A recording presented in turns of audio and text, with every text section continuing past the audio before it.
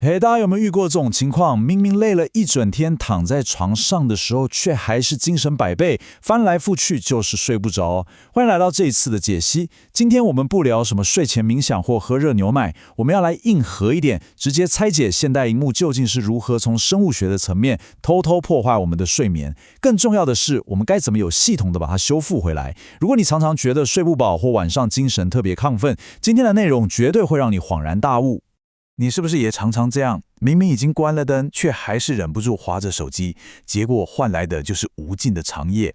说真的，请不要再责怪自己了。你晚上的失眠，或者那种我好像还不够累的感觉，其实根本不是你缺乏意志力，也不是单纯的压力大。事实上，这是一场由你手里那个发光小方块所引发的生物学欺骗。没错，你的大脑正在被荧幕的光线狠狠地误导。好，我们赶快来看一下今天的路线图。我们会依序从现代睡眠危机、蓝光的生物学机制、如何打造虚拟黑暗环境，一路谈到最当中的严格警告与风险，最后教你如何夺回高品质的睡眠。首先，进入我们的第一部分，现代睡眠危机。我们要先破除一个迷思啊，晚上睡不着真的不是你缺乏意志力的问题。我们现代人面临的真正危机，其实是我们对光线的管理出了大问题。你眼前那个亮晃晃的萤幕，正在从最根本的生理层面欺骗了的大脑，让大脑以为，哇，现在还是艳阳高照的白天呢。这种错误的光线讯号，直接偷走了你本该拥有的深层修复睡眠。其实我们并没有失去睡眠的能力，而是我们所处的光线环境根本不允许我们好好睡觉。接着我们来到第二部分，蓝光的生物学机制，来看看那些藏在你眼睛里的感测器到底在搞什么鬼。这个不是什么抽象的玄学，而是真真实实发生在你视网膜深处的化学反应。在我们的视网膜上，有一群名字听起来很厉害的细胞，叫做 iPRGCS， 也就是内源性光敏感视网膜神经节细胞。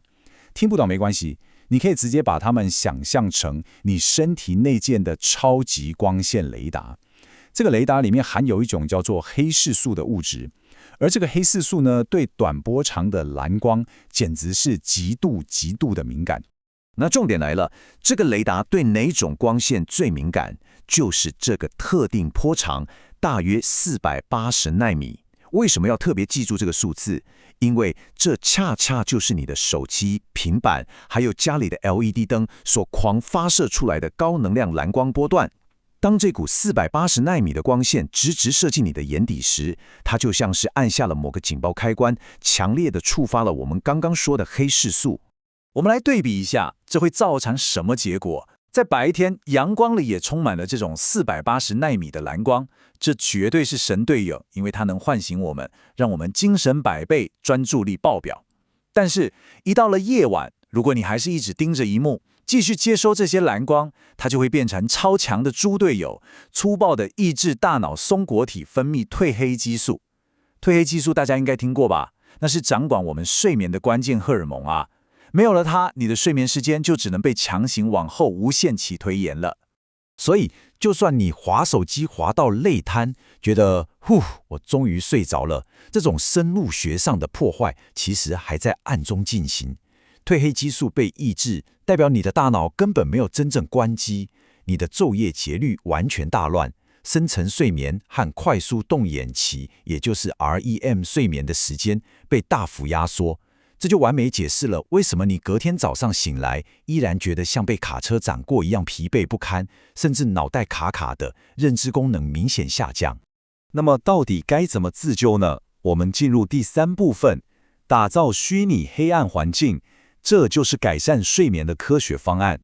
其实解决方法非常明确，你要知道市面上那种我们常戴的透明抗蓝光眼镜，通常只能挡掉10%到25%的蓝光。白天办公戴还可以，但拿来救睡眠，那真的是杯水车薪。如果你想确实保护生理时钟，你需要的是带有琥珀色、橘色或者红色镜片的睡眠专用眼镜，只要它们的黑视素白昼滤过密度，也就是 MDFD 指标达到 1.0 或更高，那就代表它具备了超级强悍的防护力，能把400到550奈米波段的蓝光滤掉高达 99%， 这才是真正的有效主角。具体操作起来非常简单，就是一个精确的2步流程。第一步，在睡前的2到3小时，乖乖戴上刚刚说的高足格率琥珀色或红色眼镜，这就等于是你用物理方式为身体创造了一个虚拟的黑暗环境，让褪黑激素终于有时间可以自然慢慢的分泌出来。第二步，把你的手机和萤幕亮度调低，并开启夜间模式，或者干脆狠一点，把萤幕调成灰阶。这不仅是为了减少蓝光，更是为了拿掉那些鲜艳色彩对大脑带来的多巴胺刺激，让亢奋的神经真正冷静下来。不过，先别急着马上去下单买眼镜，我们来看第4部分：严格警告与风险。因为当阻隔蓝光做过头的时候，其实是非常危险的。这个科学方案虽然神效，但绝对不是所有人都适用的万灵丹。首先，发育中的儿童与青少年必须绝对避免，因为他们的小眼球正在生长。如果在白天长期被剥夺包含蓝光在内的自然宽谱光线，会严重干扰眼球正常发育，反而大幅增加近视的风险。再来，如果你是刚下大夜班、极度疲劳的驾驶，千万不要戴着深色滤光眼镜开车回家。在清晨极度疲劳的状态下，深色镜片会严重加重你的睡意，这会大幅增加发生致命车祸的危险。这一点，请大家务必极度谨慎。另外，还有几点要特别澄清：如果你在白天也过度防护蓝光，反而可能会引发或加剧季节性情感障碍，也就是所谓的 SAD。因为我们白天真的很需要蓝光来维持好心情和活力啊。同时，我们也要强调，蓝光眼镜不是魔法棒，它绝对无法治疗像睡眠呼吸中止症或是不灵腿症候群这类器质性的睡眠疾病。如果有这些问题，还是得乖乖去看医生，寻求专业医疗协助哦。好，了解了风险之后，我们来到最后的第5部分：夺回高品质睡眠，让褪黑激素发挥作用。